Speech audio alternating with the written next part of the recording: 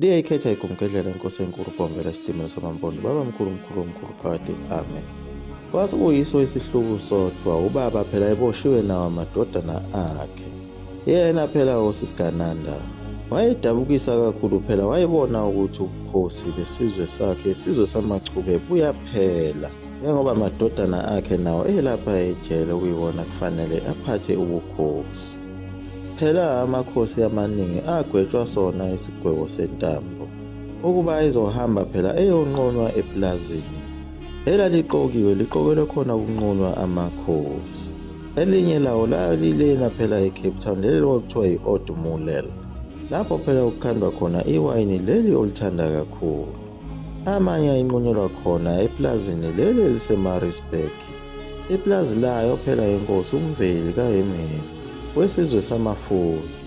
Nawa amanye amakhosi okuyiwona agcine phela egwetshwe sona isigwebo sentambo, amanye adingiselwa khona iSt Helena, inkosi uNqokwana, inkosi uMashuthu, inkosi uGobizela, uSekhukhukhu Mkhize, inkosi uTilogwe Mkhize, inkosi uSwayimane kaZiphuphu, inkosi uKhula Majosi, uFogothi Ntuli, uMphumela kaNdlela Ntuli, inkosi uNdlovu kaMthimuni Zulu, inkosi uMeseni kaMusi wakwaQwaqwa, uChakijana kaGezindaba Sithole, kube uye uSigananda kaZwekufa Shezi, kube yiso lesi siqhwaga sasisuka khona eSwazini umbilini kaMswati, esasiwuhlupho kakhulu kumangisi ayekade lokhu esifuna saye sabalekela kulo lelizwe lakwaZulu, ehluleka ukusithola sabakhona nasempini yasesandlwana, kube uye uMangathi kaNdlela Ntuli, bese kuba yiyo inkosi yamaqungebe uMehlokaZulu Ngobese, lona phela ugcine eguqile khona laphayana entabeni yaseQhudeni, kanye naye uBhambatha lona phela ongatholakali nokungaqondakali indaba yakhe ukuthi ungabe uyena lona onqunywe ikhanda noma ushaye utshani. Kodwa abaziyo bathi ukwabonakala eqhankqalaza ngakhona ezintabeni zoPhongolo, lapho kwagcina kusolakala khona ukuthi wayelibangise khona phela eMozambique, wadlula wathatha umndeni wakhe loya ayekade ufihle lapha esizweni sakwaMpungose, wakhala wemuka. Onke lamakhosi ayeseboshiwe ayesesenkingeni enkulu ngoba phela ayesegwetshiwe esetsheliwe nakho ukuthi azobulawa. Yilapho inkosi uSigananda okwakunengisi elalilokhu liqhamuke njalo limncenga ngokuthi akaphuze esinye isiphuzo esizoyisayo, ithi phuza lapha nkosi uqede ukoma uzozwa kumnandi kakhulu. Kodwa uSigananda wayenqaba ukuyiphuza le drink yalo mlungu, kodwa ngenxa yayo yeminjunju yokuthi wayeshawe kanzima phela eshawe yiwo amangisi, wagcina esetshele yona indodana yakhe lena ekade eboshwe nayo ukuthi uma ike waphinde wabuya nje lo mlungu nalo drink wakhe ngizobe sengiwuphuza manje, ngikhathele ukuhlala kule ndawo ukuthi ngibe inkosi yeziboshwa. Inkosi yokwenzani uma ngilokhu ngihlezi lapha ejele ngililindele khona phela ukufa? Ngakho ukuthi ngilokhu ngikhunjuzwa njalo ngisatshiswa yiwo lamangisi ukuthi ngizogcina ngifile azongilengisa noma nginqume ikhanda njengaye uBhambatha. Nangempela wagcina ebuyile lo mlungu wabe sewufuna lo drink. uSigananda wathi uyafuna ukuwuphuza, wagcine ugalele emlonyeni lo drink walo mlungu.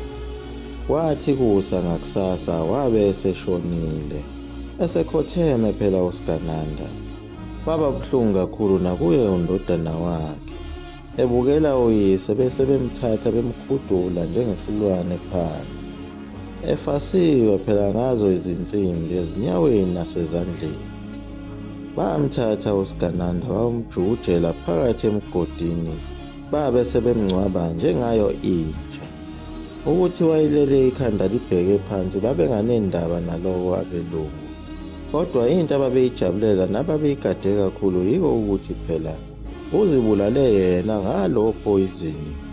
Phela ingisi lalilokhu liqikelele njalo ukuthi ukubulala kwayo liziphephisile, ikakhulukazi ukubulala inkosi. Lalazi kahle ingisi ukuthi kuyingozi enkulu kakhulu.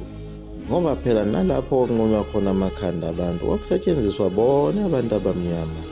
Kwaba buhlungu kakhulu ukushona kwayo inkosi yamachube uSigananda. Indodana yakhe baqede bayithatha lapho bayishonisa khona eSt Helena kanye nalo lonke iqembu lamanye amakhosi ayidingiselwe khona eSt Helena, esiqhingini phela esikude kakhulu lapho ngeke uphinde ulibone khona izwe lakiyo. Nayo inkosi uDinizulu bagcine phela sebeyigojele kulo loluya phenyo nezinsolo ababeyisola ngayo ukuthi nayo iphakathi kulezi nhlelo zayo impi yamakhanda. Agcwala onke amajele ababelungu kusukela khona eShowe kuze kuyoshaya eMaritzburg naseNewcastle. Kodwa inkosi uMphumela kaNdlela wakwaNtuli abazange beyibambezele yona ngokuyibopha, bavele bayishaya ngenhlamvu yaphelela khona la umhla ka-20 Novemba 1907. Sona isilo uDinizulu saboshwa ngawo umhla ka-9 Disemba 1907, kodwa icala laso isilo laze lathethwa ngawo u-1908. Lamacala ayethethelwa khona phela eMgungundlovana eGreytown.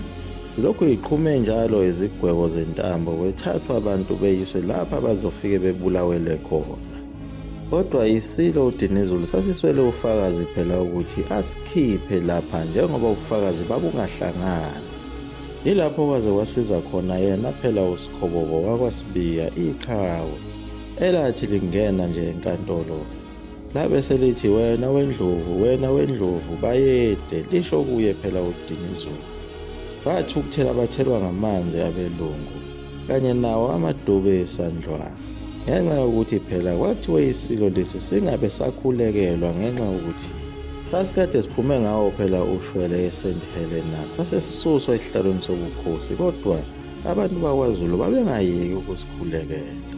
Kodwa uSikhobobo wasikhulekela kodwa akangasho lutho kuyona imanje. Athi amangisi mayibona ukuthi leli cala liyawehlula abonakala esechake yena uChakijana kageza indaba Sithole ezomfaka ebhokisini. Asazi ukuthi ayisemenzeni uChakijana ngoba wathi mayifika lapha ebhokisini sebemenze phela ufakazi wayo inkantolo, wazofakaza ebhokisini ngokumelene nayo inkosi uDinizulu, ekhuluma onke amaqiniso ethi yebo inkosi bivele iwumhleli walo lonke lolu hlelo lwempi yamakhanda. Yilapho yanqekuzisa khona imantshi yomlungu yajabula yafa. Wathi mayiphuma uChakijana ebhokisini kwangena umangathi kaGodide kaNdlela Ntuli. Bamfaka naye ebhokisini ehlahle amehlo ephume onke ngaphandle, naye kwathiwa akafakaze, naye futhi wafakaza kokumelene nayo inkosi uDinizulu. Ilapho isilo esaphelelwa khona ngamandla. Kwabonakala ukuthi naso isilo siya kuyo intambo lena siyogwetshwa. Kwathi kusenjalo kwabuye kutholakala enye indoda engaziwa nayo yazofakwa khona lapha ebhokisini. Leyo kwakuyindoda yomthonga phela eyayitholwe yiwo amangisi ezoyifaka lapha ebhokisini, nayo izofakaza ukuthi ize itholakale phela endaweni yaseTransvaal kuthiwa yayithunyiwe inkosi yakwaTembe ngombiko osuka kuye uDinizulu ukuthi kuhanjwe phela kunxenxwa onke amakhosi azo izizwe ezimnyama ezakhele lona lelizwe. Le ndoda yomthonga yayithi phela isisuka nakhona eSwazini yahamba isivakashele nabo abeSuthu nabaPedi. Yayigeqa wona amagula phela le nsizwa yalo ithonga ifakaza khona ukuthi isilo uDinizulu siphakathi kuleli tulo. Kwabonakala ukuthi isilo vele sizogwetshwa yona intambo, kodwa kwabonakala sekugxuma yena uMankulumana kaSomaphunga wathi yena njengondunankulu wenkosi ucela ukuthi konke lamacala enkosi abekwe kuye kugwetshwe yena. Kodwa isicelo sakhe bayasiphikisa kwathiwa nawo uzogwetshelwa awakho amacala. Kodwa lapho kwaphuma khona isigwebo sayo inkosi uDinizulu samangaza abaningi ngoba phela yagwetshwa yona iminyaka emine. Ekubeni kwakulindelwe sona phela isigwebo sayo intambo, njengoba onke lawo amanye amakhosi ayengaphansi kwaso isilo uDinizulu ayigwetshwa yona phela yintaka. Asazi ukuthi amangisi lawa